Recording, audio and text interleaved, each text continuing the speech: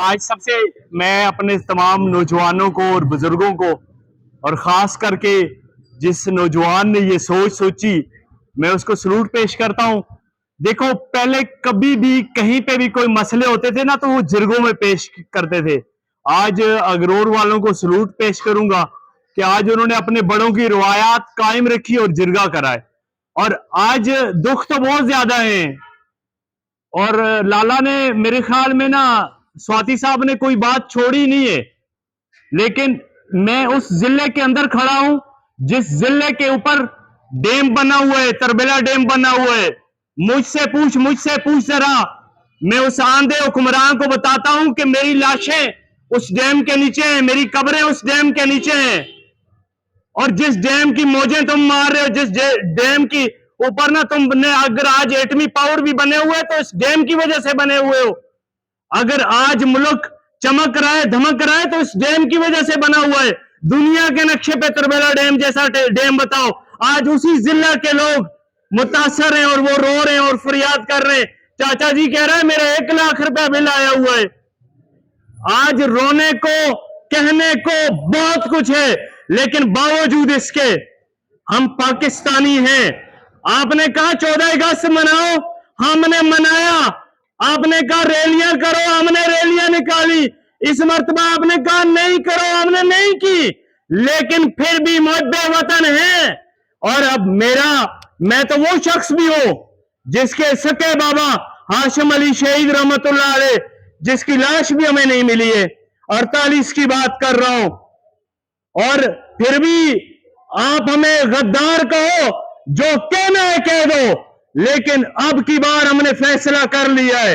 اور فیصلہ کیا کہ یہاں پر سارے کے سارے ہر ایریا کے ذمہ دار ہیں، یہ ایک دو بندوں کی بات نہیں ہے۔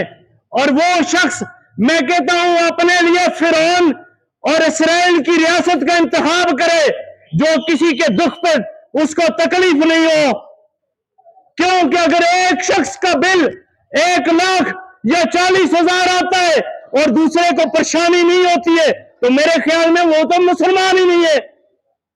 کس حال میں گزر رہی ہے زندگی کس کو نہیں بتائے۔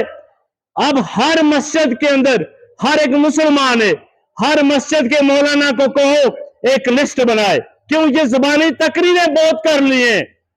ہر مولانا کو کہو لسٹ بناؤ، لسٹ کن لوگوں کی ہو کہ بجلی کا بل جمع نہیں کرنا ہے، ان کا نام آگے ان کا شناختی کارڈ نمبر فون نمبر ہو، اور قسم قرآن لے کر ہر مسجد میں یہ حلف لیا ہو پورا پاکستان دے اس مرتبہ اگرور تنول نہیں دے گا انشاءاللہ۔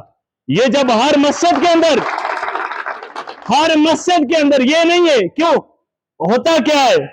دکھ کے ساتھ میں کہتا ہوں کہ غدار کون ہوتے ہیں؟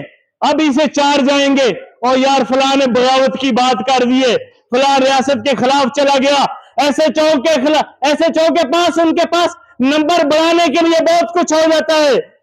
میں کہتا ہوں کہ اس کے لیے ضروری ہے کہ ہر مسجد، کیونکہ ہم مسجد والے ہیں، ہمیں خوشی ہے اس نسبت پہ کہ ہم مسجد والے ہیں، ہر ایک علماء اپنی اپنی مسجد کے اندر یہی جرگہ منعقد کرے اور وہاں سے فیصلہ کرے، اور ایک دن یہ سارے بڑوں کا فیصلہ ہو کہ اس مرتبہ بل نہیں جمع کرنا ہے، جو بل جمع کرے گا اس کا سوشل بائیکاٹ کیا جائے۔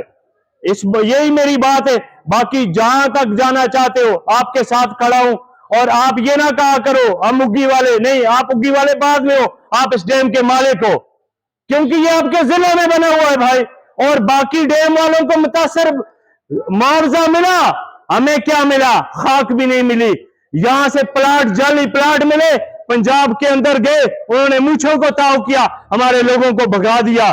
سندھ کے اندر گئے کوئی پہ ایک پلاٹ بھی دکھاؤ میں مان جاؤں، اور ہمیں تو یونٹ معاف کرنے تھے، ہم اس کے مالک تھے، لیکن آج مالکوں کے ساتھ یہ رویہ، افسوس دکھ بھی ہے۔